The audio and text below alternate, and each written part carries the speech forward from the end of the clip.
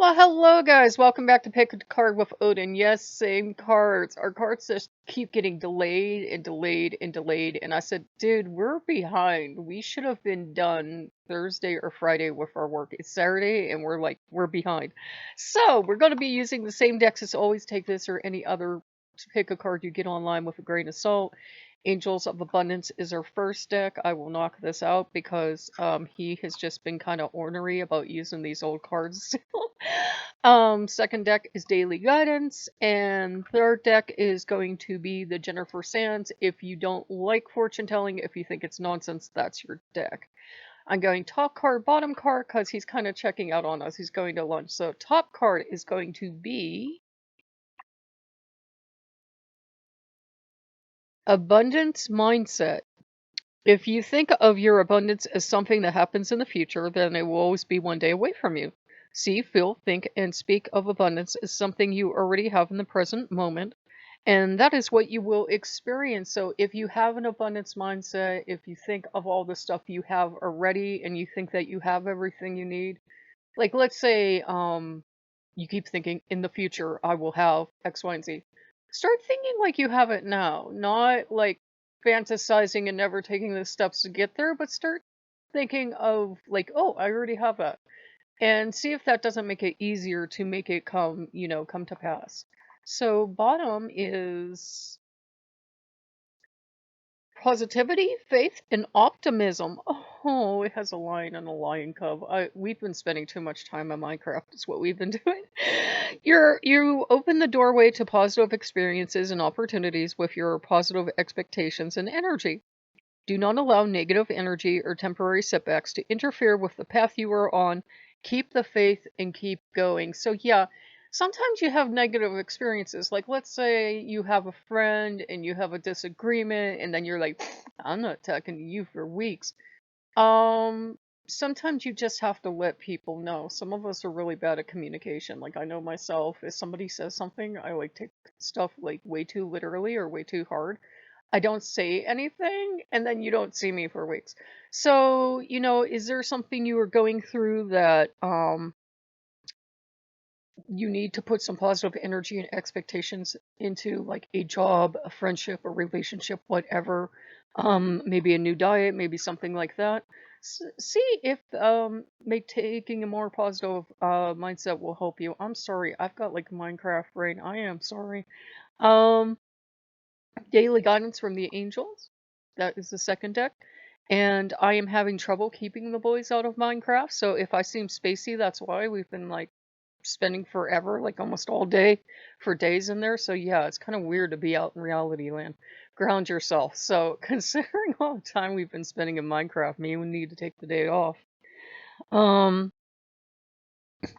when you detach from when you detach from awareness of your body and the physical world, you become ungrounded. Although it's pleasant to float heavenward, your attention, and work are needed upon the earth. We're helping you balance the spiritual and material so that you can enjoy a fulfilling earthly life. So yeah, like with the video game, maybe spending too much time in Minecraft for me. Um, but the thing is, it's like a catch-22. If I don't spend all that time in there, we never have a Let's Play video eventually. So, enjoy your stuff, but if you feel like it's getting out of hand or you feel like it's taking over your life or keeping you from doing like the rest of your work or something, dial it back a little bit. Bottom is see only love. So this one's a challenge for a lot of us, right? Look past the seeming errors, mistakes, misunderstandings, and see only the love within each person, including yourself. That's important. Sometimes we can feel like I just said I was oversensitive, so that's not a very loving thing to say about myself. So like see only the good would be like, okay, yes, I'm aware I'm very sensitive, but that's only because I really like people and I try so hard to, make things work. Um your resolute focus upon the love that underlies every situation brings about healing in undreamed of ways. So, like, even if you're having like a little conflict with somebody, whether you believe we're all one and we're all love, or you believe that I believe there's good in everybody. There's good in them. Just kind of try to remember that it's you two are in a conflict for a specific reason. So I'm not saying just try to hug all your enemies. That might not be advisable, but most people do have a good side. We just don't always get to see it. You know, it's not like My Little Pony where they make friends with all their enemies or something like that. Sometimes the best thing you can do is just stay out of each other's patch. Okay, last one, Jennifer Sands. So we're gonna go talk. I'm getting kind of a thoughtful look because Odin's of two things. We spent all that time, you know, taming horses, but now he's like, oh, yes, work. I remember work. So now we're going to probably get back to work for a couple of days.